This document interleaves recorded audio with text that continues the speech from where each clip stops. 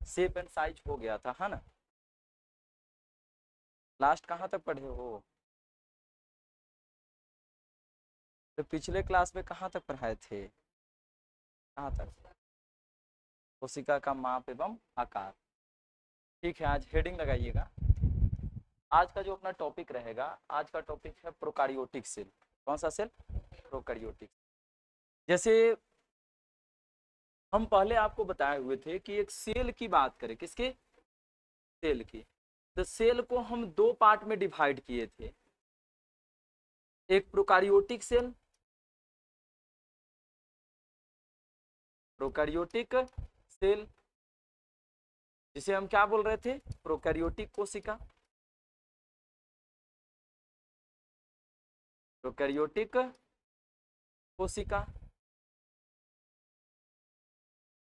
और दूसरे की यदि हम लोग बात करें, का नाम है यूकारियोटिक सेल।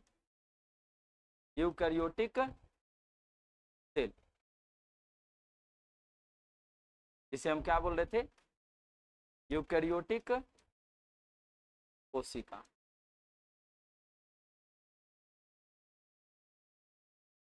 यूकारियोटिक कोशिका। देखिए, ये जो प्रोकारियोटिक सेल और यूकारियोटिक सेल जो हम डिवाइड किए थे, यह किसके बेसिस पर किए थे? केंद्रक के आधार पर, on the basis of, on the basis of nucleus. Nucleus के बेसिस पर, केंद्रक के आधार पर, केंद्रक के आधार पर, आधार पर, केंद्रक के आधार पर सेल को, कोशिका को कितने भागों में बांटा गया था? कोशिका को दो भाग में बांटा गया था, एक प्रोकारियोटिक और दूसरा यूकारियोटिक।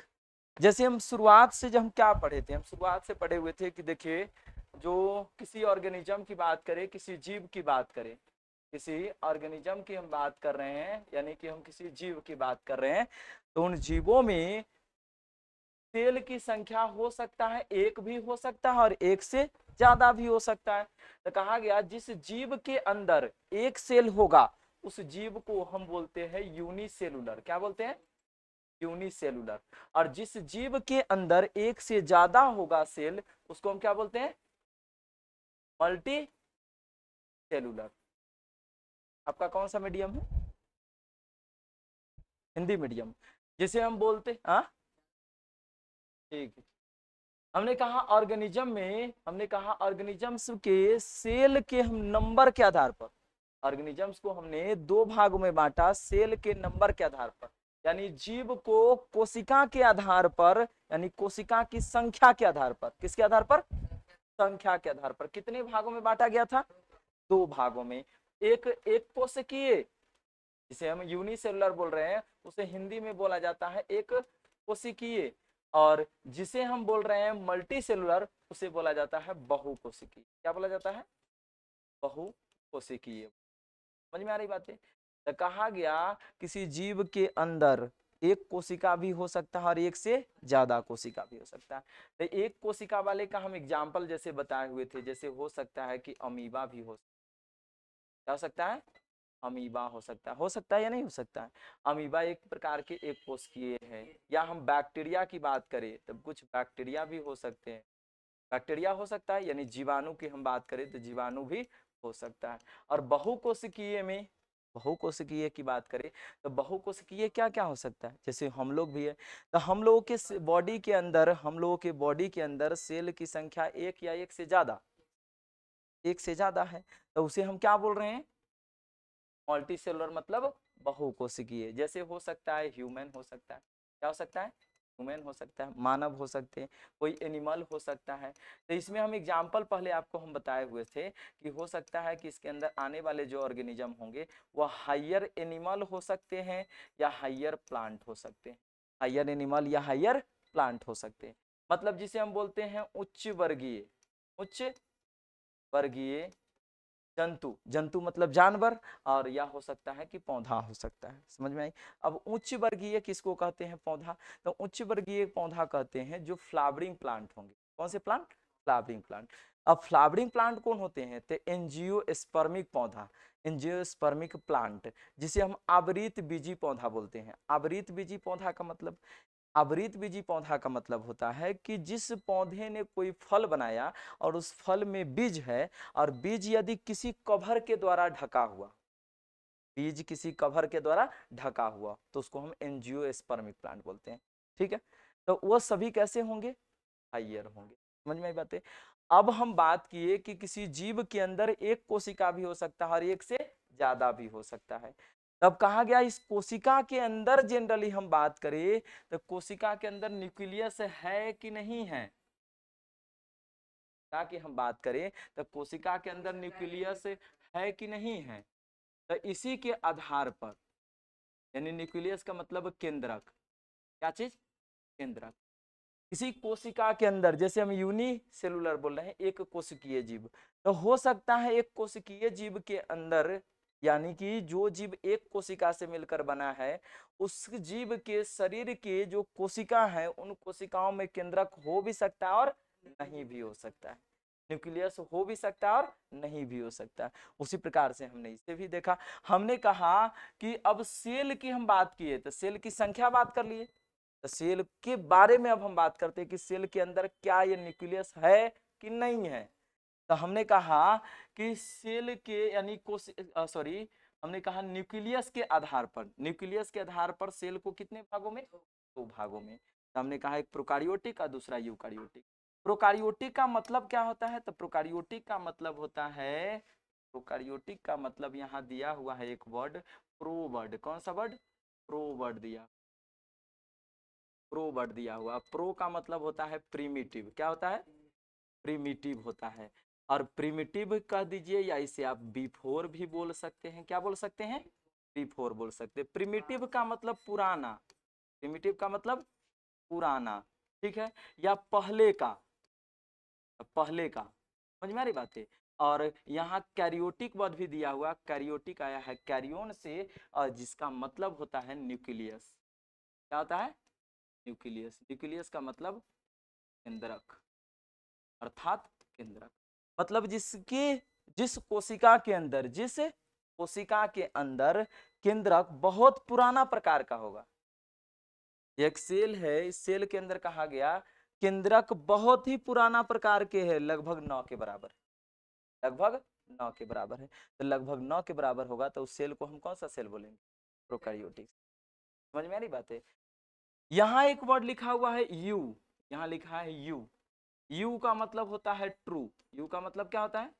और ट्रू का मतलब सत्य, का मतलब सत्य। और कैरियोटिक का मतलब यहाँ हमने लिखा कैरियोटिक, तो हमने बोला कैरियोटिक आता है कैरियोन से, और कैरियोन का मतलब क्या होता है? न्यूक्लियस। समझ में आई बात है? तो न्यूक्लियस का मतलब, तो जिस सेल के अंदर, इस कोशिका के अंदर सच में केंद्रक उपस्थित है, सत्य केंद्रक उपस्थित है, मतलब ये कोशिका है तो इस कोशिका के अंदर सच में केंद्रक है, तो सेल को क्या बोलेंगे? कैरियोटिक। समझ में बात है? अब याद आपको रखना क्या है? याद आपको रखना है कि जिस सेल के अंदर यस नहीं है, सेल को हम क्या बोलेंगे? प्रोकैरियोटिक। और जिस सेल के अंदर न्यूक्लियस है, उस सेल को क्या बोलेंगे? कैरियोटिक। समझ में आ रही बात है? इतना समझ में आ गया? तो इसी को हम बेस मानते हुए अब जो है हम लोग आगे की ओर बढ़ते हैं और शुरू करते हैं कि प्रोकैरियोटिक सेल क्या होता है। कौन सा सेल? प्रोकैरियोटिक। तो चलिए हेडिंग लगाइएगा,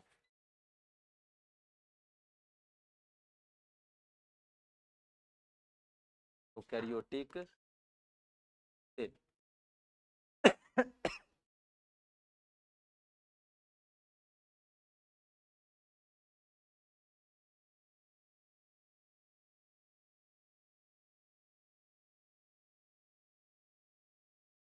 प्रोकैरियोटिक कोशिका,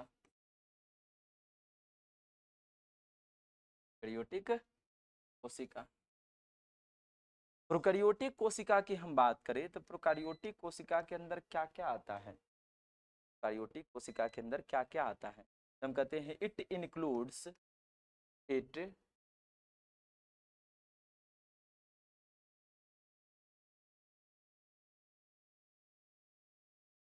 it includes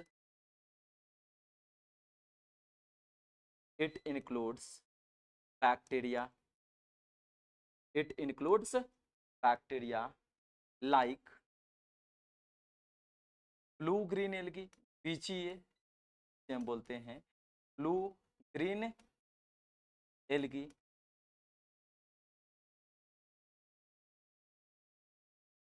blue green algae जो कि एक बैक्टीरिया है। क्या है? बैक्टीरिया है। समझ में आ रही बातें? और क्या हो सकता है? Just like cyanobacteria, cyanobacteria हो सकता है। क्या कह सकते हैं? पीपीएलओ, पीपीएलओ, पीपीएलओ का मतलब होता है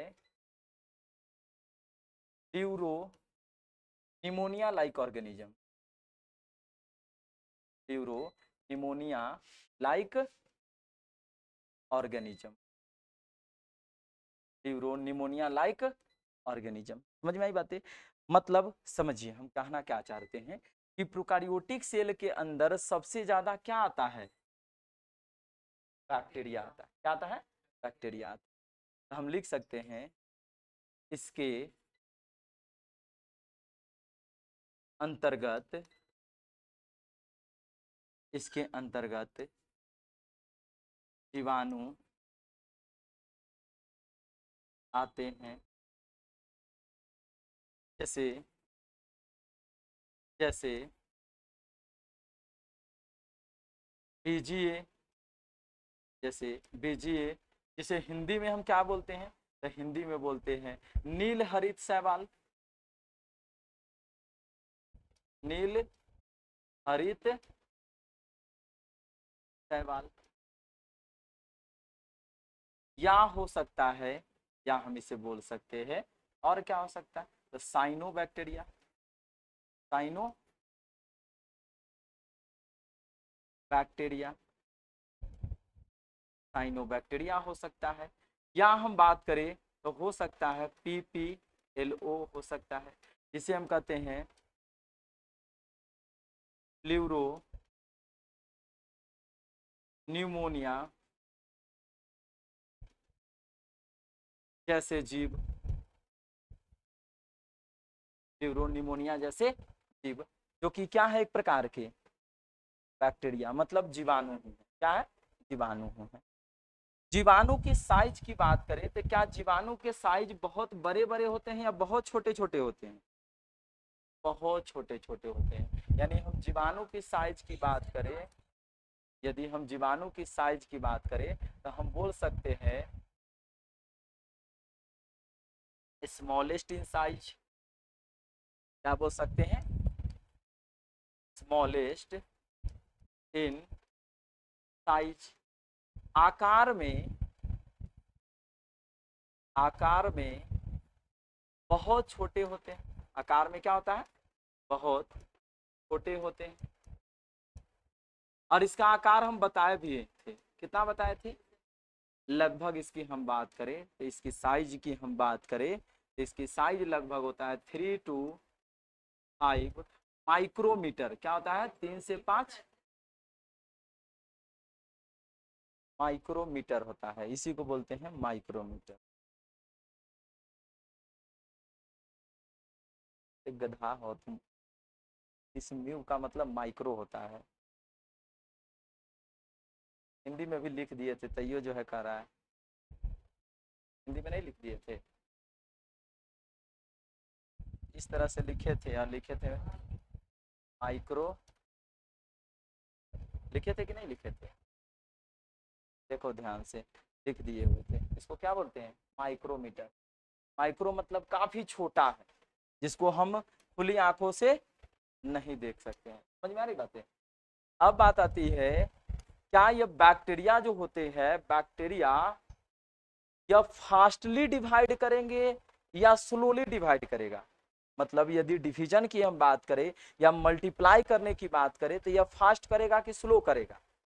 तो इसको हम थोड़ा देखते हैं कि बैक्टीरिया फास्ट ग्रोथ करता है या स्लो ग्रोथ करता है। दही खाते हैं कि नहीं खाते हैं? दही खाते हैं? दही यदि खाते हैं, घर में जमाया जाता है तो दही किस चीज से बनाया जाता है? इसी से, दूध से। ठीक है, जैसे इस दूध की हम बात करें तो हमने जो है एक लीटर का, हमने 1 लीटर जो है दूध ले लिया। क्या ले लिया? दूध, यानी हमने मिल्क लिया है। कितना है? 1 लीटर है। समझ में आ रही बात है? अब इस दूध को हमें कन्वर्ट करना है दही में, कर्ड में बदलना है, दही में। तो दूध से दही बनाने के लिए क्या करते हैं? दूध से दही बनाने के लिए मम्मी कहती है इसमें कुछ डाल दो, और जिसका नाम आप देते हैं जोड़ा। देते हैं या नहीं कहते? मतलब आपने जोड़ दिया। किसको जोड़ा? दही को ही। किसको? दही को ही। इस कड को हल्का कड रख देते हैं या नहीं रख देते हैं? हल्का दही रखते हैं। 1 लीटर है तो मान लेते हैं एक लीटर में आपने 50 ग्राम क्या रख दिया? दही रख दिया। ठीक है, और दही में कौन सा बैक्टीरिया होता है? हाँ, दही में कौन सा बैक्टीरिया? दही में कौन सा बैक्टीरिया होता है? लैक्टोबैसिलस। कौन सा बैक्टीरिया होता है? लैक्टोबैसिलस होता है। लैक्टोबैसिलस। दही में कौन सा बैक्टीरिया? लैक्टोबैसिलस। और लैक्टोबैसिलस जो बैक्टीरिया होता है, यह बैक्टीरिया लैक्टिक एसिड निकालता है। कौन सा एसिड निकालता है? लैक्टिक एसिड निकालता है। क्या नहीं बात है? ये बैक्टीरिया कौन सा अम्ल निकालेगा? लैक्टिक अम्ल। लैक्टिक अम्ल निकालेगा। हमने कहा दूध से दही बनाने के लिए दूध में हमने कुछ दही रख दिया, और दही की मात्रा कितना हमने बताई? 50 ग्राम है।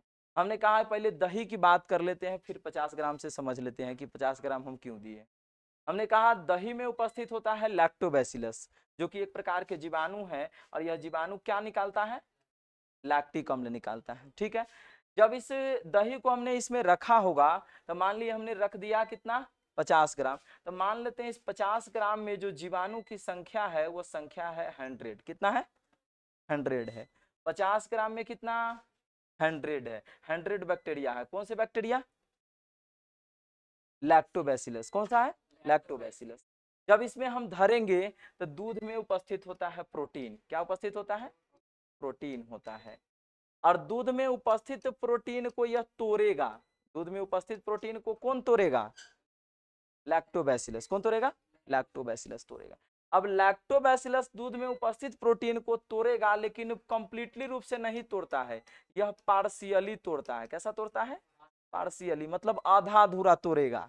और जब भी तोड़ेगा तो सबसे पहले तोड़ने के लिए वो क्या करता है? लैक्टिक अम्ल निकालता है। क्या निकालता है? लैक्टिक अम्ल निकालता है। हमने कहा लैक्टोबैसिलस जब दूध में जाएगा तो प्रोटीन के ऊपर क्या निकालेगा? लैक्टिक एसिड, यानी लैक्टिक अम्ल निकालेगा। तो इस प्रक्रिया को हम कहते हैं, जैसे जीवाणु जो होता है पहले पचाता है तब खाता है। पहले पचाता है तब खाता है। तब पचाने का मतलब यह हो लैक्टिक एसिड अपने शरीर से बाहर निकाल दिया। अब निकाल दिया तो किस पर निकाला? प्रोटीन पर। तो प्रोटीन टूटना शुरू हो गया। अब प्रोटीन को अब खाएगा। अब आधा अधूरा तोड़ा है, कंप्लीटली रूप से तोड़ा नहीं है। जब आधा अधूरा से तोड़ा है तो यह दूध धीरे धीरे धीरे धीरे धीरे धीरे दही में बदलना शुरू होगा। मतलब यह कॉगुलेट होना शुरू हो जाता है। क्या हो जाना शुरू होता है? कॉगुलेट होना शुरू हो जाएगा। जब यह कॉगुलेट होना शुरू हो जाएगा तो हम कहते हैं यह बदल गया किसमें? दही में। अच्छा, इस दूध को दही में बदलने के लिए कितना समय लग जाता होगा? लगभग 10-20 घंटा? एक दिन 20 घंटा या 12 घंटा? हाँ, 8 घंटा काफी है।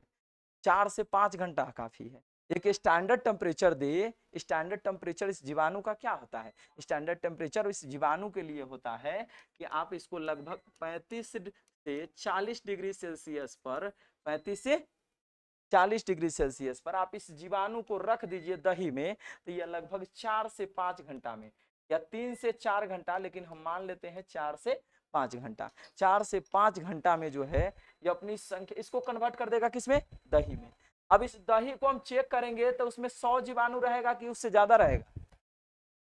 हाँ, 100 जीवाणु रहेगा कि उससे ज्यादा रहेगा? शुरू में हम 50 ग्राम लिए थे, तो 50 ग्राम दही में कितना जीवाणु था, कितना बैक्टीरिया था, 100 बैक्टीरिया था।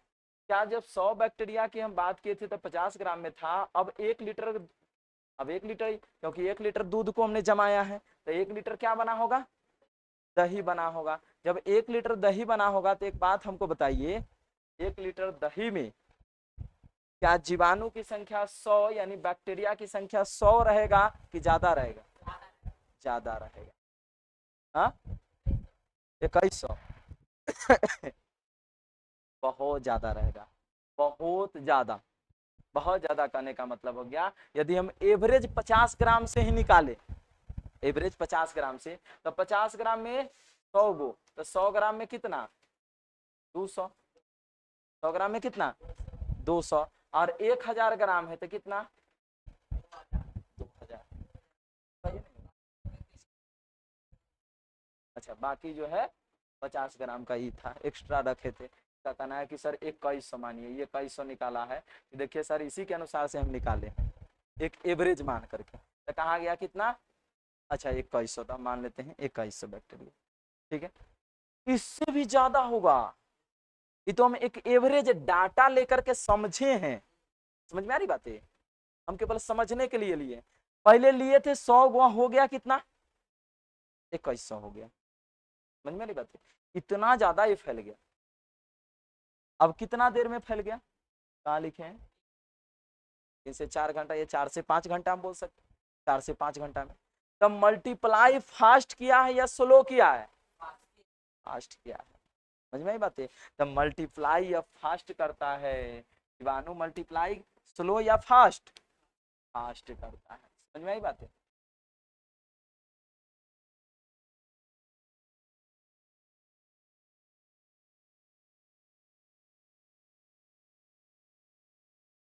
तो हम लिख सकते हैं यहाँ मल्टी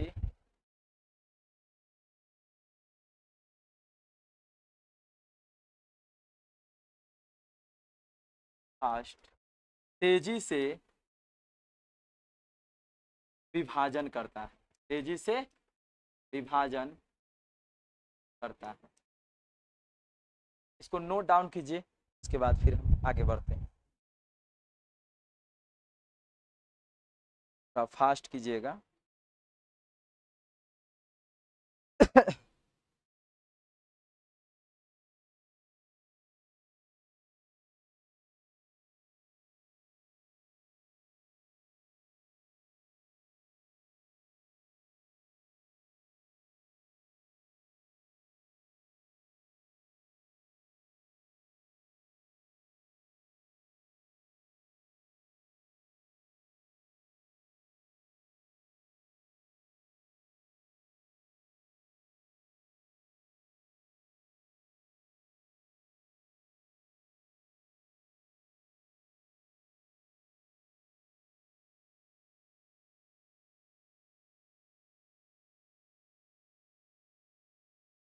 बैक्टीरिया में मन होगा तो आप माइकोप्लाज्मा भी लिख सकते हैं, माइकोप्लाज्मा बताए थे, सबसे स्मॉलेस्ट नहीं बताए थे, सबसे छोटी कोशिका कौन सा है,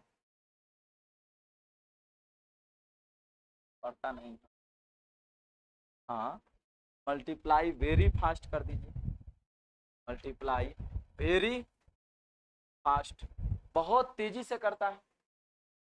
यहाँ आप साइनोबैक्टीरिया भी लिख सकते, पीपीएलओ, जो कि ब्लू ग्रेन एल्गी एक प्रकार के साइनोबैक्टीरिया ही हैं। एक और आप लिख सकते हैं, इसका नाम आप लिख सकते हैं, क्या चीज लिख सकते हैं, माइकोप्लाज्मा, माइकोप्लाज्मा, माइकोप्लाज्मा, यहाँ क्या लिख सकते हैं, mycoplasma,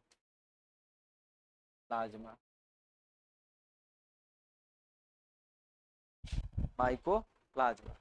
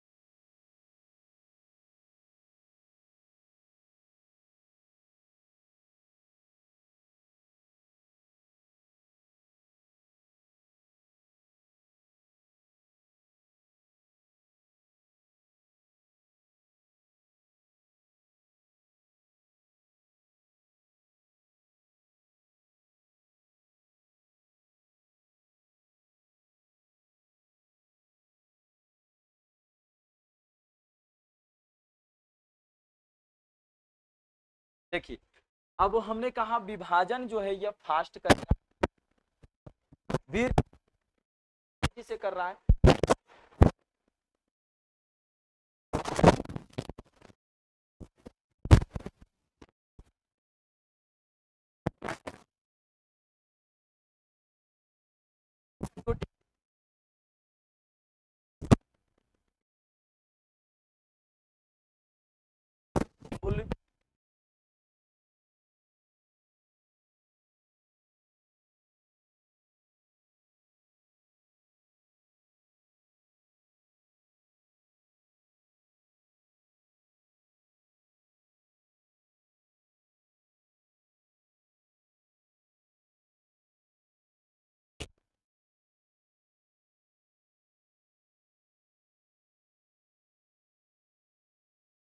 similar, fundamentally similar. Organisation जो है प्रोकारियोटिक सेल का या बैक्टीरिया के सेल का एक ही जैसा होगा। मतलब जनरली जितने भी आप बैक्टीरिया देखेंगे उस बैक्टीरिया के शरीर का संगठन मूलभूत रूप से, यानी पहले के अनुसार से हम बात करें, मतलब पहले जितने भी बैक्टीरिया बने थे या उनकी सबसे कह सकते हैं ना कि हमारी बॉडी की या किसी भी ऑर्गेनिज्म की सबसे स्मॉलेस्ट कुछ है तो वह सेल ही है। उसी प्रकार से जितने भी बैक्टीरिया है उस बैक्टीरिया में कुछ ना कुछ समानता मिलेगी और सबका ऑर्गेनाइजेशन लगभग समान है। समझ में आई बातें? तो इसीलिए हमने कहा ऑर्गेनाइजेशन ऑफ प्रोकारियोटिक सेल या बैक्टीरियल सेल इज सिमिलर। यानी कह सकते हैं कि प्रोकारियोटिक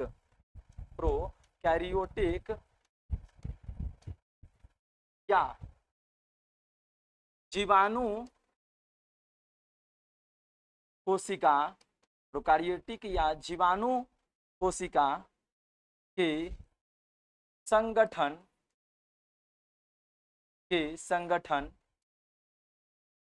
मूलभूत रूप से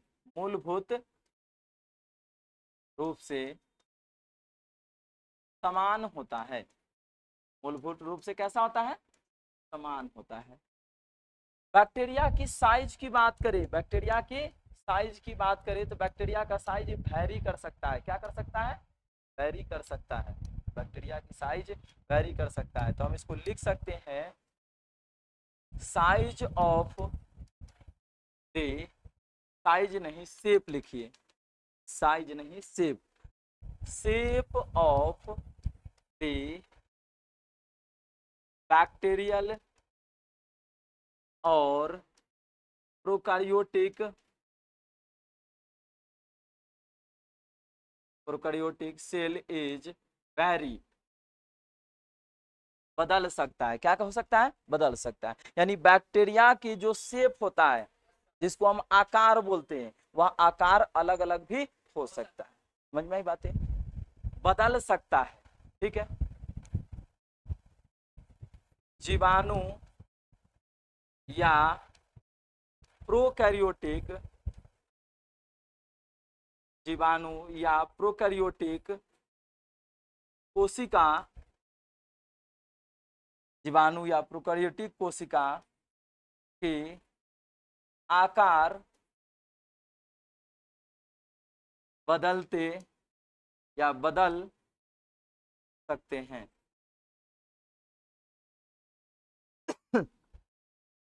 हमने कहा शेप की बात करें तो शेप क्या हो सकता है? वैरी हो सकता है। क्या हो सकता है? वैरी हो सकता है। मतलब हम जो बात कर रहे हैं शेप का, वह शेप बदल सकता है। शेप जो है यानी आकार जो है जीवाणु का क्या हो सकता है? वैरी कर सकता है। क्या हो सकता है? वैरी कर सकता है, यानी कि बदल सकता है। क्या हो सकता है? बदल सकता है। अब बात आती है ये वैरी आकार करता है तो कौन कौन से आकार के बैक्टीरिया हो सकते हैं? ठीक है, तो जनरली यदि हम लोग बात करें तो 4 शेप के होते हैं। कितने शेप के? शेप की यदि हम लोग बात करें तो वैरी करता है तो 4 शेप होंगे। बैक्टीरिया के कितने शेप होंगे? वैरी होगा तो कितना शेप? 4 शेप वैरी होगा। ठीक है, ये 4 आकार में बदल सकता है। अब कौन कौन से यह 4 आकार है इस चीज को हम देखते हैं। पहली यदि हम लोग बात करें तो हम लोग बोलते हैं कि यह हो सकता है रॉड शेप। कैसा हो सकता है? Rod shape. रॉड रोड हो गया, रोड रोड, रॉड, रॉड आकार के, रॉड आकार, रॉड आकार किस बैक्टीरिया का हो सकता है? कुछ बैक्टीरिया ऐसे भी होते हैं जिसका आकार किसके तरह हो सकता है? रॉड की तरह। रॉड कहने का मतलब जैसे ऐसे आप दिखेगा, रॉड की बात करें तो जैसे आपको यह रॉड की तरह ऐसे ऐसे दिखेगा। समझ में आई बात है? यह रॉड शेप हो गया। कैसा शेप हो गया? रॉड शेप हो गया। यह रॉड शेप किस बैक्टीरिया में आपको दिखेगा? कुछ बैक्टीरिया ऐसे है जिनका नाम है बैसिलस। क्या नाम है? बैसिलस। क्या नाम है? बैसिलस। बैसिलस की यदि हम बात करें बैसिलस की, तो उसका शेप कैसा? रॉड के तरह। किसके तरह? रॉड की तरह। कुछ भी जीवाणु की हम बात करें तो कुछ जीवाणु का जो शेप हो सकता है वह सर्कुलर शेप के हो सकते हैं। कैसा हो सकते हैं? सर्कुलर शेप, यानी जिसे हम बोलते हैं वृत्ताकार हो सकता है। कैसा हो सकता है? मतलब कुछ बैक्टीरिया जो है आपको कुछ इस प्रकार से दिखेंगे, इस प्रकार से दिखेगा। समझ में आ रही बात है? तो इस बैक्टीरिया को क्या कहा जाता है? तो इस बैक्टीरिया को कहा जाता है कोकस। क्या कहा जाता है? कोकस कहा जाता है। कोकस का, कोकस जीवाणु का आकार कैसा होगा? कोकस बैक्टीरिया का आकार कैसा होगा? वृत्ताकार होगा। कैसा होगा? वृत्ताकार होगा। कुछ बैक्टीरिया ऐसे हैं जिनकी शेप की और हम बात करें तो उनका कैसा शेप हो सकता है? तो हो सकता है कि उनका शेप कौमा के तरह हो, कौमा शेप के हो सकते हैं। कौमा शेप कहने का मतलब कौमा आकार के, कौमा आकार के। कौमा का मतलब कैसे? जैसे आप ऐसे लिखते हैं, कौमा लगा दीजिए। समझ में आई बात है? तो यह कैसा है? कौमा शेप के हैं। तो कौमा शेप के बैक्टीरिया का नाम क्या? तो कौमा शेप की बैक्टीरिया की हम नाम की बात करें तो उसका नाम होता है विब्रियो। क्या होता है? विब्रियो। विब्रियो कहा जाता है। ठीक है। विब्रियो का, विब्रियो जो जीवाणु है, बैक्टीरिया है, उसका आकार कैसा? कौमा की तरह। किसके तरह? कौमा की तरह। हमने कहा चार शेप होगा, चार आकार होंगे। कितना आकार? चार आकार होंगे। और चार आकार में हमने तीन बता दिया। एक और होता है जिसका होता है स्पाइरल शेप। कैसा होता है? स्पाइरल शेप होता है। स्पाइरल का मतलब, स्पाइरल कैसा दिखेगा?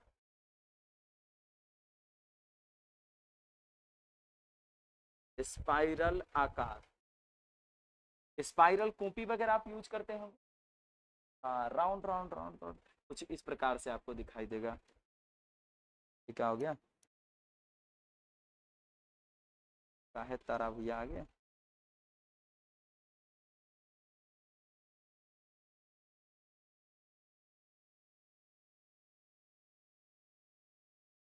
अरे कि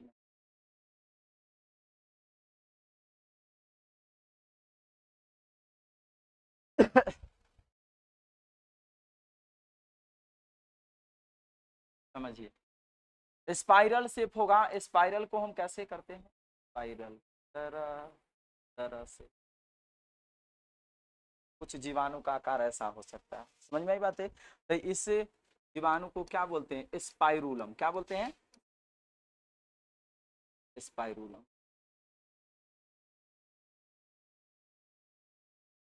स्पाइरूलम। समझ में आई बात है? इसको लिखिएगा, नोट डाउन कीजिए।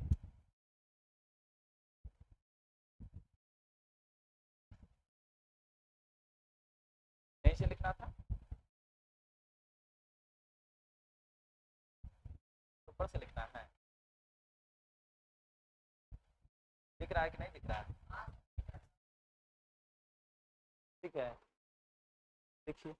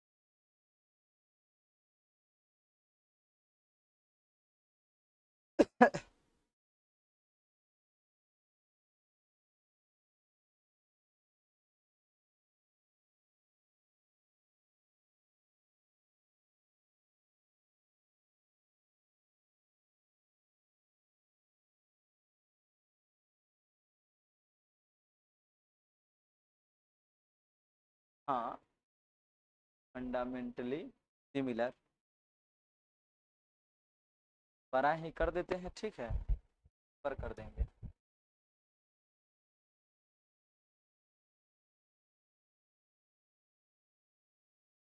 ठीक है, ऊपर हम कर देंगे, बोलिएगा।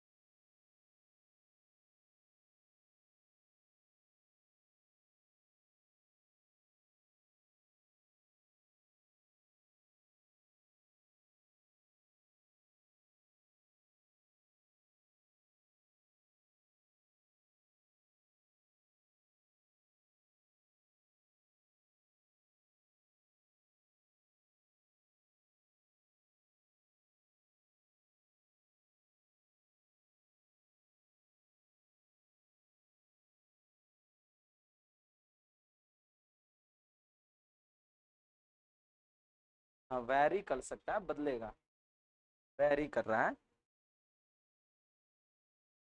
हेरी नहीं है, हैरी है, बदल सकता है, समझ में आई बातें।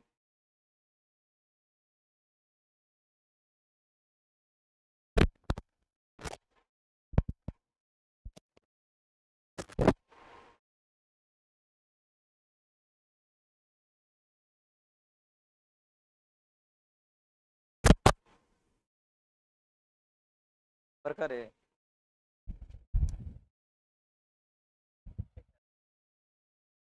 पर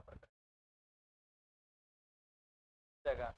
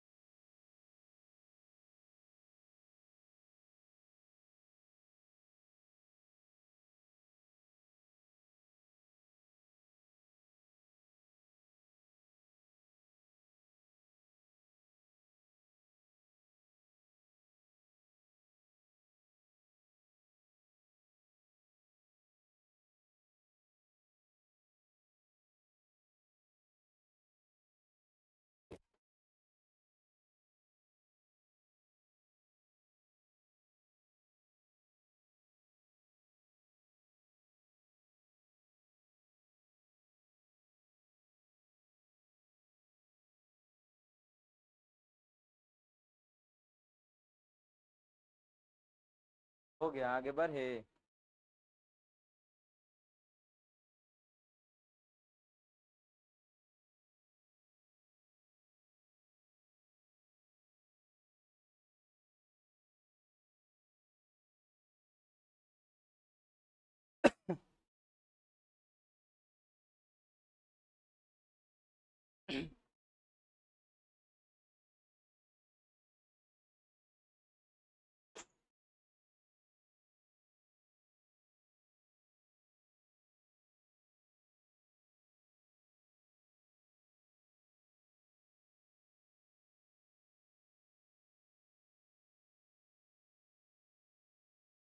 गया।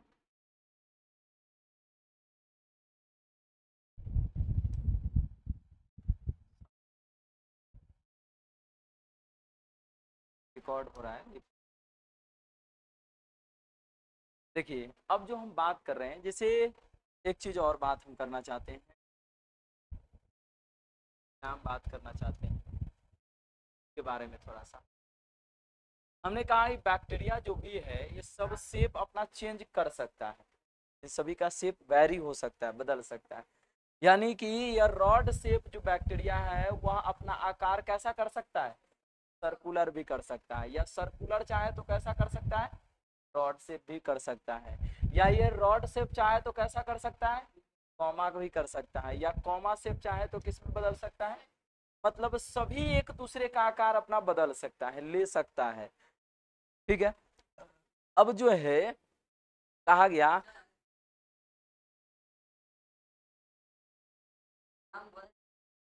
नाम बदलेगा, हमने कहा कि अपना आकार बदल सकता है। ठीक है, बैसिलस जो है कोकस की तरह दिख सकता है, आकार जो है बदल सकता है तो वही, है तो वही ओरिजिनली, लेकिन केवल क्या चेंज किया है, आकार चेंज किया। ओरिजिनली वही है लेकिन क्या चेंज कर लिया, आकार चेंज। समझ में आई बात है। जैसे कभी कभी जैसे मान लिए कि आपको बैक्टीरिया की वजह से इन्फेक्शन हो गया, इन्फेक्शन हुआ तो फीवर हो सकता है, बॉडी का टेम्परेचर बढ़ सकता है। हम बॉडी का टेम्परेचर बढ़ा तो हम कहें कि हमें फीवर हो गई, क्या हो गई, फीवर हो गई।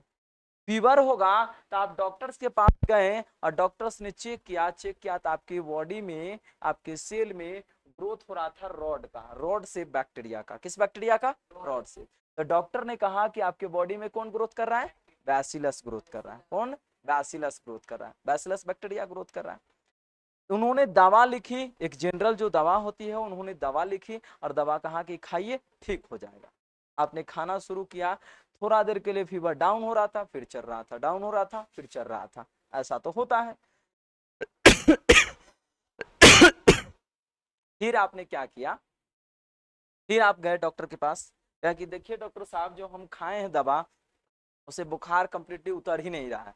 और उसने फिर चेक किया और चेक किया तो कहा कि अब आपके बॉडी में ग्रोथ हो रहा है कॉमा शेप। किसका हो रहा है, कॉमा शेप का। मतलब इस रॉड शेप ने अपना क्या चेंज कर लिया, आकार चेंज कर लिया।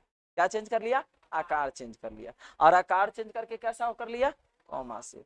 तो कहा कि ये कॉमा शेप कर लिया तो हो सकता है स्पाइरल में भी तो बदल ही सकता है। तो कहा ये अपना आकार जब चेंज कर सकता है तो एक काम करते हैं, भले ही कोई भी आकार चेंज करे हम सभी के लिए समान रूप वाला दवा लिखते हैं, और उस समान रूप वाले दवा का नाम होता है एंटीबायोटिक्स। क्या नाम होता है, एंटीबायोटिक्स।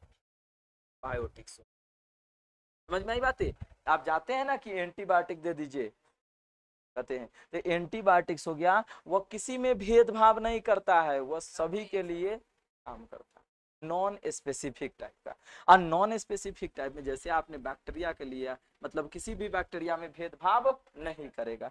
तो एंटीबायोटिक्स के रूप में डॉक्टर्स ने आपको लिख दिया पेनिसिलिन। क्या लिख दिया, पेनिसिलिन। और पेनिसिलिन आप खाएं और आपका बुखार ठीक हो गया। समझ में आई बात है। अब यह पेनिसिलिन खाए हैं तो पेनिसिलिन कैसे ठीक कर दिया, तो यह सभी बैक्टीरिया पर अटैक कर दिया होगा, ये सभी सेप पर अटैक कर दिया होगा। अटैक किया तो भले कोई भी सेप ले, बचने वाला नहीं, यह मर सकता है। समझ में आई बात है। तो बैक्टीरिया अपना सेप तो चेंज कर रहा है कि नहीं कर रहा है, कर रहा है। तो सेप चेंजिंग नेचर को आप क्या कहेंगे, जैसे आप कहते हैं ना, जैसे अभी हो रहा था, एक ट्रेंड में चल रहा था, क्या चल रहा था, नीतीश के बारे में, पलटू चाचा। क्या हो रहा था, पलटू चाचा बोल रहे थे ना, क्यों बोल रहे थे, बार बार अपना पार्टी बदल रहा है कि नहीं बदल रहा है। तो कहा गया जो अपना कुर्सी के लिए या अपने किसी बचने के लिए, जो अपने बचाव के लिए, वह यहाँ से वहां जा सकता है, वहां से वहां भी जा सकता है, वहां से वहां भी जा सकता है, और कहीं भी जा सकता है। वो अपना आकार, अपना मतलब जो कहते हैं ना चेहरा बदल सकता है, तो उसको हम कहते हैं पलटू। क्या बोलते हैं, मतलब पलट गया, पलटू मतलब पलट गया। समझ में आई बातें। और पलटने वाला है, पलटने वाला है तो उसको नेचर को देख के ही ना बताए हैं, उसके नेचर को देख करके। तो बैक्टीरिया के भी तो पलटू नेचर है, तो उस पलटू नेचर को क्या कहते हैं, उस पलटू नेचर को क्या कहा जाएगा। तो एक नोट लिखिएगा, नोट में क्या लिखेंगे, नोट में लिखेंगे शेप चेंजिंग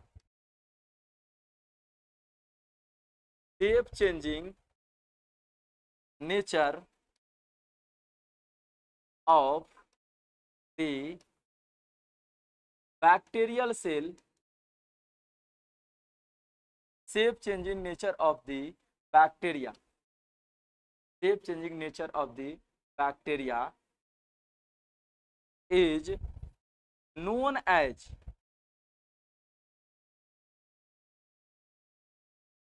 प्लियोमोर्फिक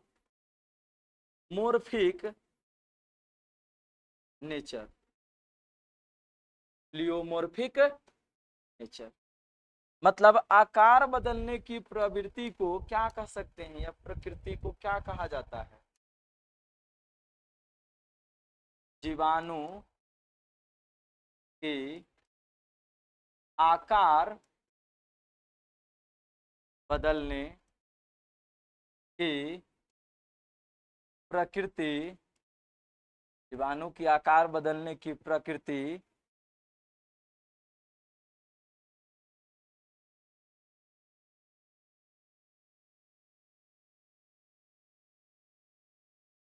क्या है, एक मिनट, आकार बदलने की प्रकृति प्लियोमोर्फिक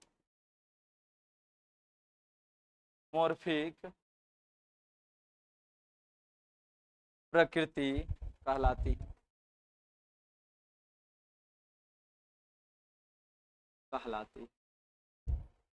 प्लियोमोर्फिक प्रकृति कहलाती। समझ में आ रही बात है।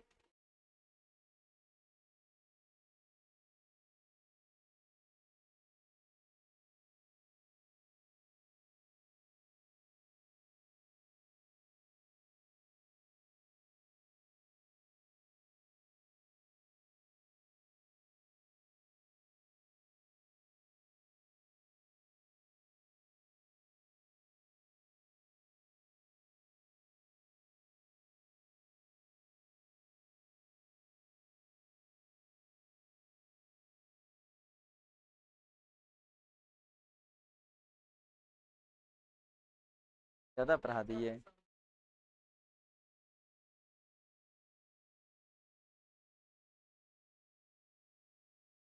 समझ में आ रहा है कि नहीं आ रहा, कोई दिक्कत।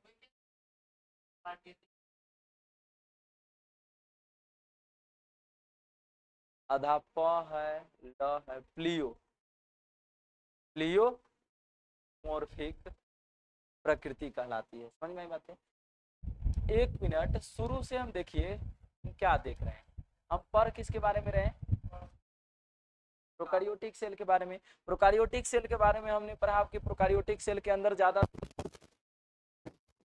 अधिकांश इसमें बैक्टीरिया ही रहता है। बैक्टीरिया की हम बात करें तो यह मोनेरा वर्ग से आता है। मतलब प्रोकैरियोटिक सेल की बात करें तो प्रोकैरियोटिक सेल में मोनेरा वर्ग के, मोनेरा क्लास के जितने भी ऑर्गेनिज्म होंगे वो सब इसमें आता है। अब कहिएगा सर मोनेरा क्लास क्या होता है, तो क्लास 9th या 10th में भी बताया जाता है और क्लास 11th में भी हम बताएंगे, एनिमल किंगडम पढ़ाएंगे तो बताएंगे। अभी आप केवल समझिए कि प्रोकैरियोटिक सेल में ज्यादा से ज्यादा क्या रहता है, बैक्टीरिया आता है। समझ में आई बात है। हमने कहा बैक्टीरिया के बारे में पढ़ रहे हैं तो बैक्टीरिया का साइज बहुत बड़ा कि बहुत छोटा, बहुत छोटा होता है। हमने कहा मल्टीप्लाई जब यह करेगा, विभाजन करेगा, तो विभाजन यह धीरे धीरे करेगा या बहुत तेजी से करेगा, बहुत तेजी से करेगा। और बैक्टीरिया की शरीर की संगठन की बात करें तो शरीर की संगठन पहले के जैसे अनुसार सभी बैक्टीरिया का एक साथ मिलेगा, तो कहा गया मूलभूत रूप से सभी का समान ही होता है। फिर हमने कहा शेप की बात करें तो बैक्टीरिया का शेप अलग अलग भी हो सकता है, वैरी कर सकता है। लगभग 4 प्रकार के होते हैं शेप, ये हमने बता दिया। फिर हमने कहा शेप चेंजिंग जो नेचर होती है उस नेचर को भी हम बता दिए कि इसे प्लियोमॉर्फिक नेचर कहा जाता है। फिर हम आ रहे हैं किस पर, तो फिर से हम आ रहे हैं बैक्टीरिया के ऊपर, बैक्टीरिया के ऊपर। तो बैक्टीरिया की हम सेल की बात करें, बैक्टीरिया की कोशिका की बात करें, किसके कोशिका की, बैक्टीरिया की सेल की बात करें। और हम मान लेते हैं हम लोग अपने बॉडी की सेल की बात करें, हम लोग अपने बॉडी के सेल यानी ह्यूमन के सेल, ह्यूमन सेल। तो ह्यूमन सेल कौन सा है और बैक्टीरिया का सेल कैसा है, दोनों की हम बात करें तो बैक्टीरिया का सेल एक प्रोकैरियोटिक सेल है और ह्यूमन का सेल एक यूकैरियोटिक सेल है। कौन सा सेल है, यूकैरियोटिक सेल।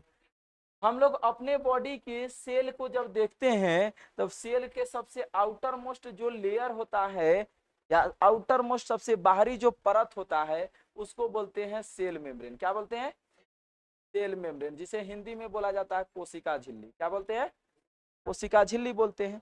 और कोशिका झिल्ली के अंदर कहते हैं उपस्थित रहता है कोशिका द्रव्य भी, और कोशिका द्रव्य केंद्रक के चारों तरफ घूमते रहता है। किसके चारों तरफ, केंद्रक के चारों।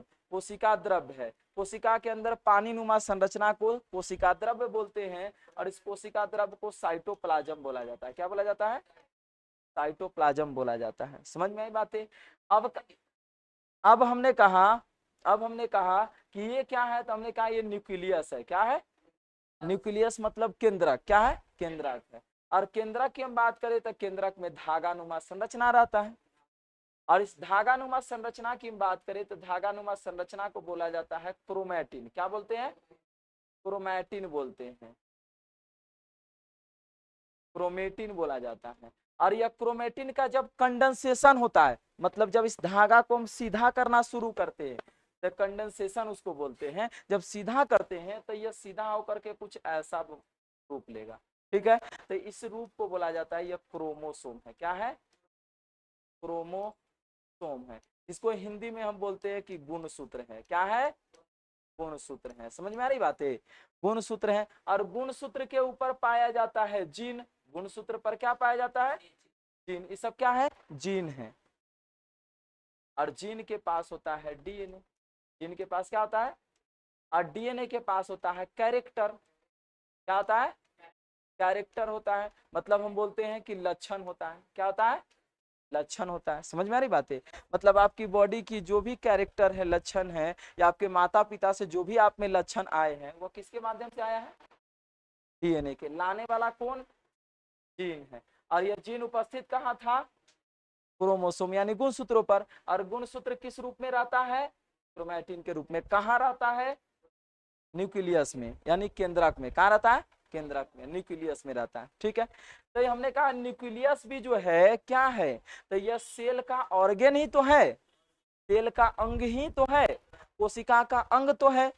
फिर हमने कहा कि हम इस सब देख रहे हैं तो कोशिका का अंग है। फिर हम और स्टडी किए तो हमको नजर आया कि इसके अंदर जो है, यानी हम देख रहे हैं कौन सा सेल, ह्यूमन का सेल। तो ह्यूमन के सेल में हमने कहा कि और भी कोशिका अंग के रूप में यानी सेल ऑर्गन के रूप में माइटोकॉन्ड्रिया भी हो सकता है। क्या हो सकता है, माइटोकॉन्ड्रिया भी हो सकता है। सेल ऑर्गन के रूप में लाइसोसोम भी हो सकता है, हो सकता है, लाइसोसोम भी उपस्थित था। फिर कहा गया इसमें गोल्जी काय भी होता है, जिसको हम गोल्जी एपरेटस कहते हैं, सभी उपस्थित था। फिर हमने कहा राइबोसोम भी उपस्थित है। क्या उपस्थित है, राइबोसोम भी उपस्थित है। हमने कहा एंडोप्लाज्मिक रेटिकुलम उपस्थित है। सभी क्या है, कोशिका के अंग है, कोशिका के क्या है, अंग है। और अंग, सभी अंग मिल करके कोशिका के अपना जो भी कार्य है, काम है, फंक्शन है, उसको परफॉर्म कर रहा है।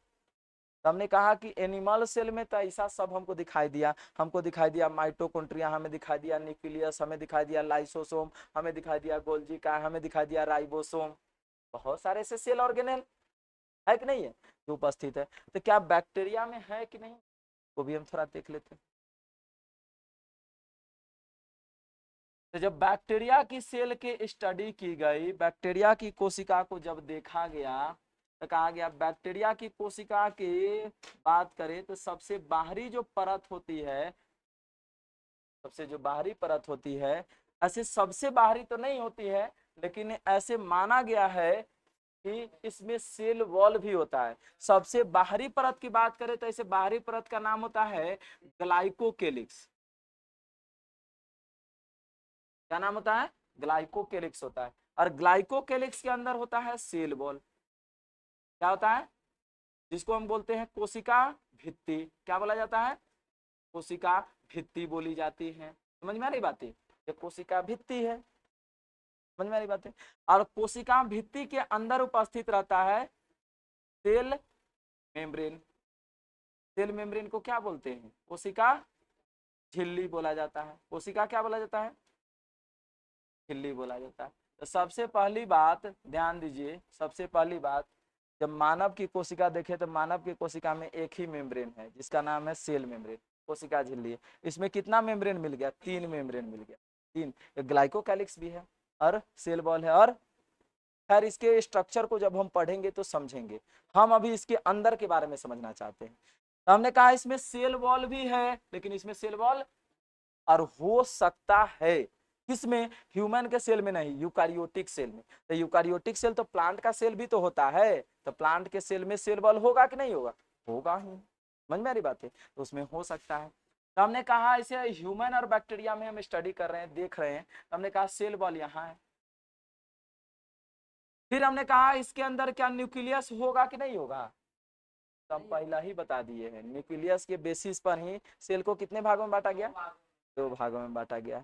जिसके अंदर न्यूक्लियस नहीं होगा उसको क्या बोले थे? प्रोकारियोटिक। क्या बोले थे? और जिसके अंदर न्यूक्लियस है उसको यूकारियोटिक बोले थे। तो इसका मतलब इसमें तो पहला ही हम बात कर लिए कि न्यूक्लियस है ये नहीं। हम बोले थे न्यूक्लियस के अंदर धागा होता है, तो वो धागा होगा कि नहीं होगा? धागा तो होगा, धागा तो होगा। आप कहिएगा कैसे?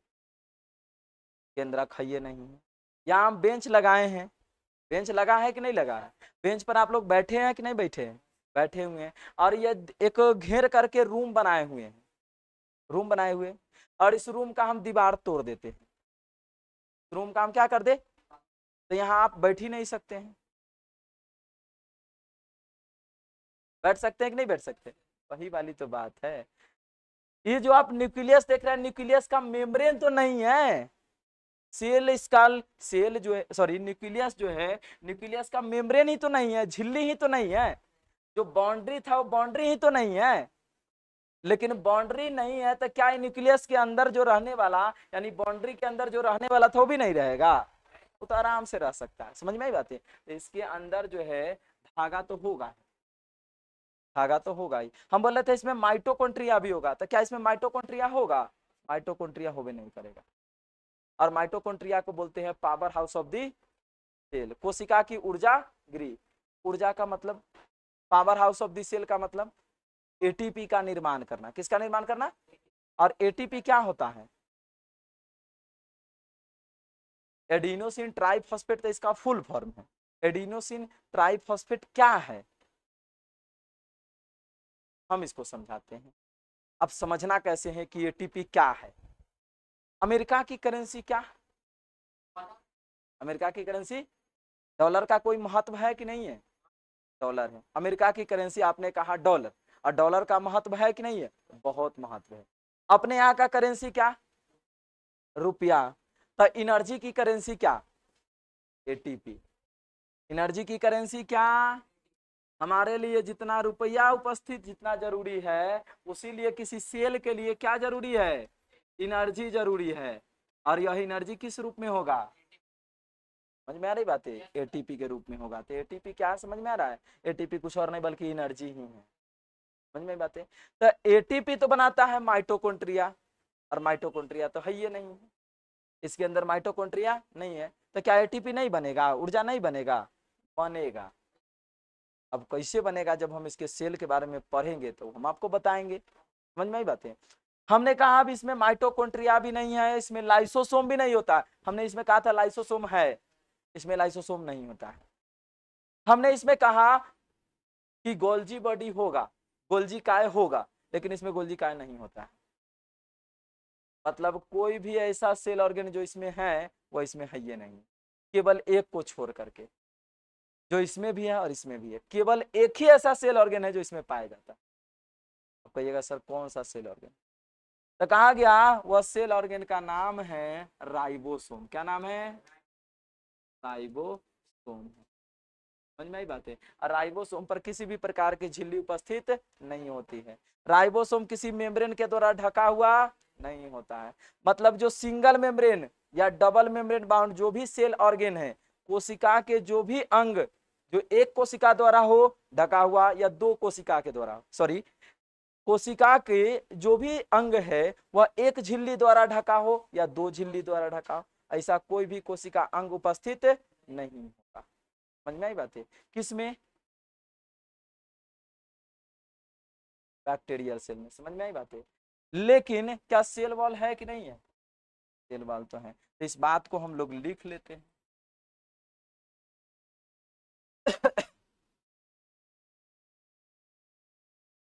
हम स्ट्रक्चर देखेंगे तो उसमें हम भी बताएंगे हम। समझ में आ रही बात है? हमने आपको बताया कि cell wall is present. Cell wall था कि नहीं था? हाँ, सेल वॉल इज प्रेजेंट, लेकिन किसके बाहर था? Cell wall is present outer to plasma membrane और सेल मेम्ब्रेन भी बोल सकते हैं। क्या बोल सकते हैं?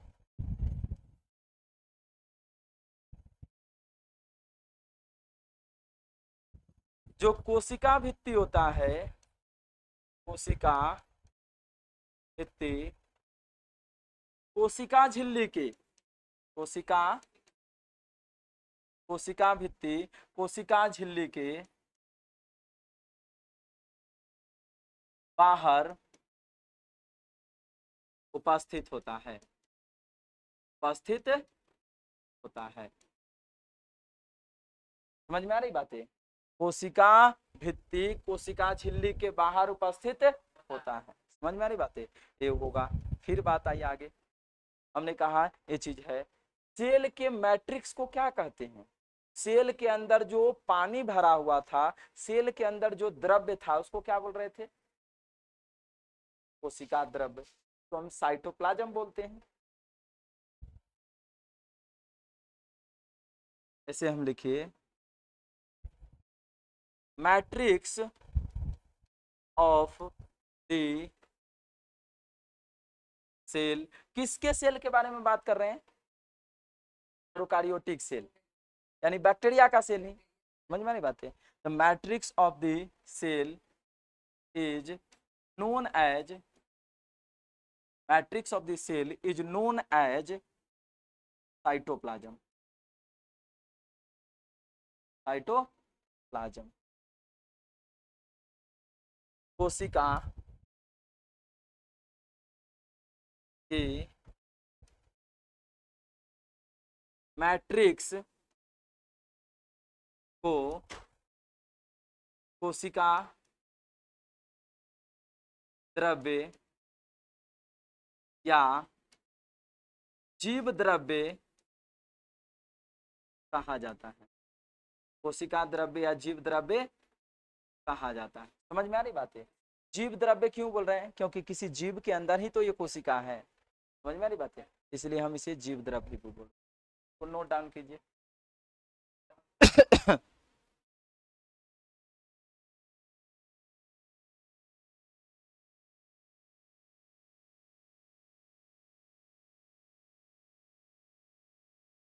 पर है, नोट डाउन कर लिए?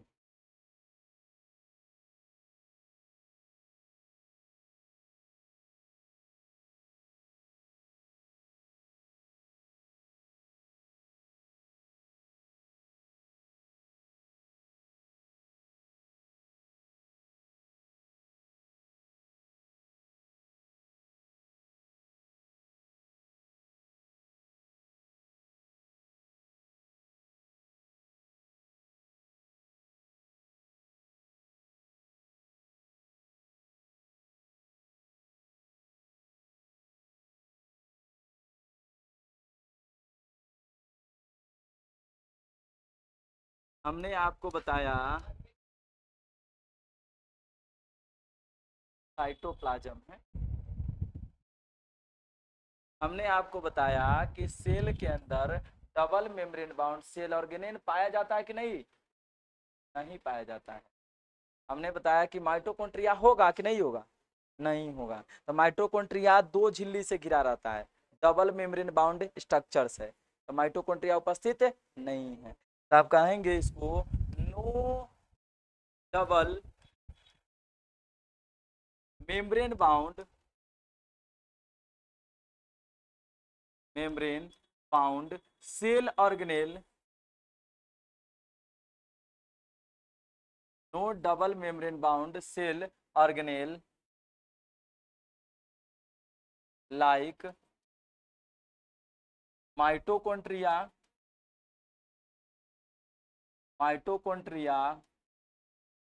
न्यूक्लियस, हाँ सेल ऑर्गेनेल मतलब अंग, ठीक है, cell organelle like mitochondria, nucleus, plastid. Plastid का नाम आप सुने होंगे, जो कि प्लांट में पाया जाता है, प्लांट के सेल में। प्लांट एक यूकारियोटिक सेल है। प्लांट का जैसे हम बात करें कि एंजियोस्पर्मिक प्लांट की बात करें, सब की बात करें, जो फ्लावरिंग प्लांट की भी बात कर ले, तो सब में प्लास्टिड पाया जाता है। क्या पाया जाता है? प्लास्टिड। प्लास्टिड मतलब लबक, लबक जैसे आप नाम सुने होंगे हरित लबक, सुने हैं, तो वह प्लास्टिड का ही। प्लास्टिड 3 प्रकार के होते हैं। कितने प्रकार के? 3 प्रकार के होते हैं। एक हरित लबक जिसे हम बोला जाता है क्लोरोप्लास्ट, एक होता है ल्यूकोप्लास्ट, एक होता है क्रोमोप्लास्ट। क्या होता है? समझ में आ रही बात है? एक क्लोरोप्लास्ट, क्रोमोप्लास्ट और ल्यूकोप्लास्ट। समझ में? हाँ हाँ, हमने कहा माइटोकॉन्ड्रिया, न्यूक्लियस, प्लास्टिड, सब क्या है, कैसा है? सेल ऑर्गेनेल है, 2 मेम्ब्रेन से घिरा हुआ है। No double membrane bound cell organelles like mitochondria, nucleus, plastids are present.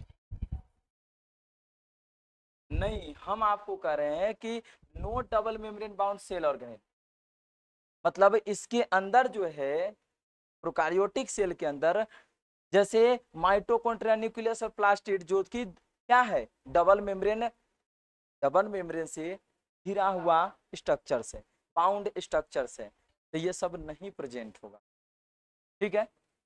Double membrane bound cell organelles like mitochondria, nucleus, plastids are present।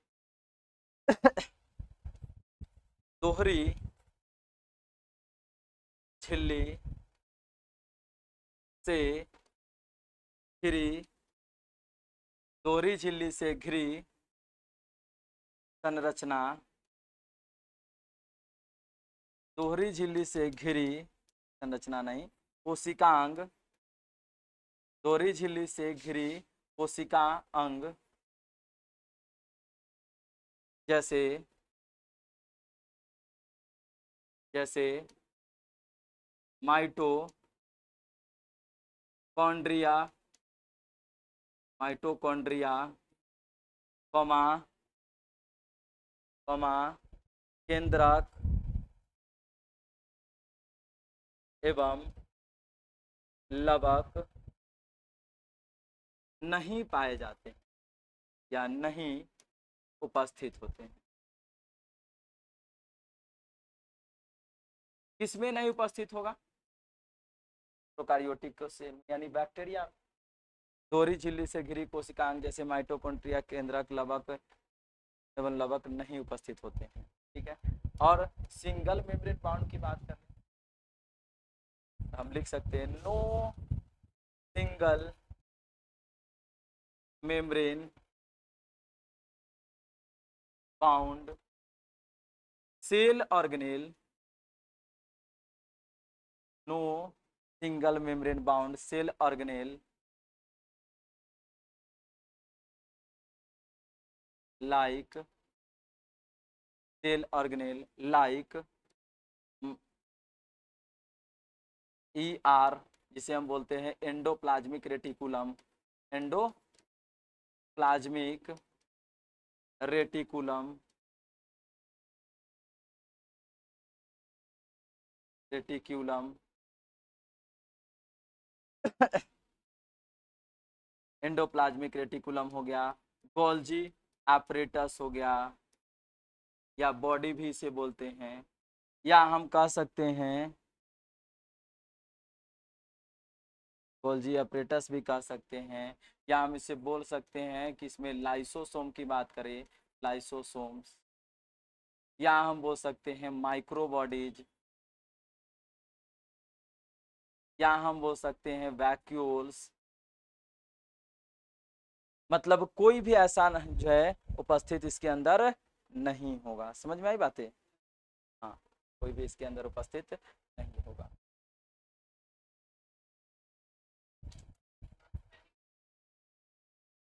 हाँ,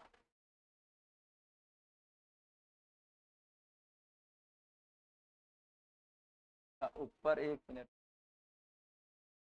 ऑर्गेनेल,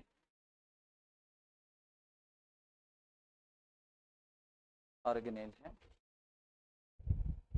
एक बिल्ली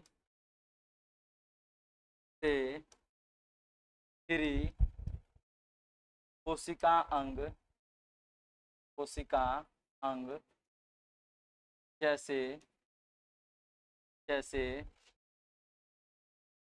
जैसे ER, इसे हिंदी में बोलते हैं अंतर्द्रव्य जालिका, अंतर्द्रव्य जालिका। गोल्जी, इसे हम हिंदी में बोलते हैं गोल्जी काय, गोल्जी काय, गोल्जी काय। और हम क्या लिखे हैं, lysosome, lysosome,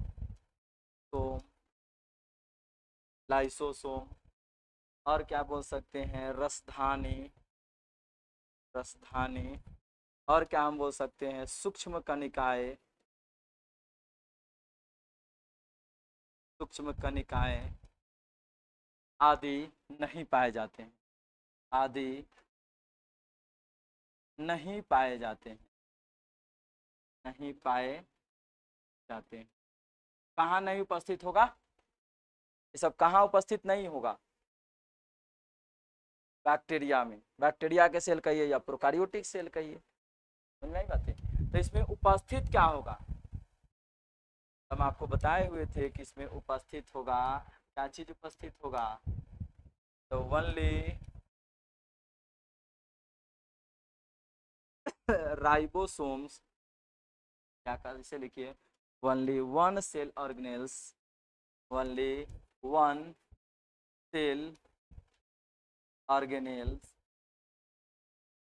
only one cell organelles, that is ribosomes, are present in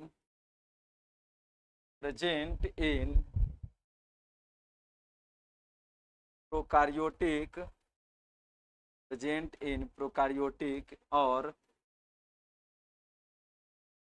bacterial cell, prokaryotic और बैक्टीरियल सेल। केवल एक ही कोशिका, कोशिकांग, कोशिकांग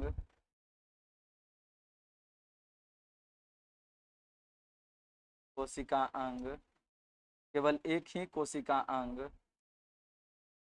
कोशिका अंग राइबोसोम जीवाणु या प्रोकैरियोटिक कोशिका में, प्रोकैरियोटिक कोशिका में, प्रोकैरियोटिक कोशिका में उपस्थित होता है, उपस्थित,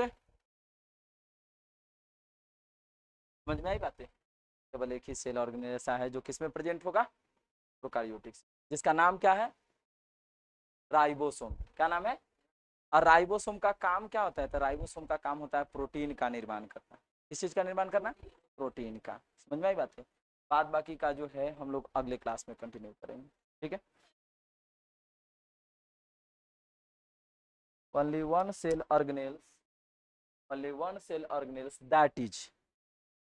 that is ribosomes are present in prokaryotic और बैक्टीरियल सेल। समझ में आई बातें?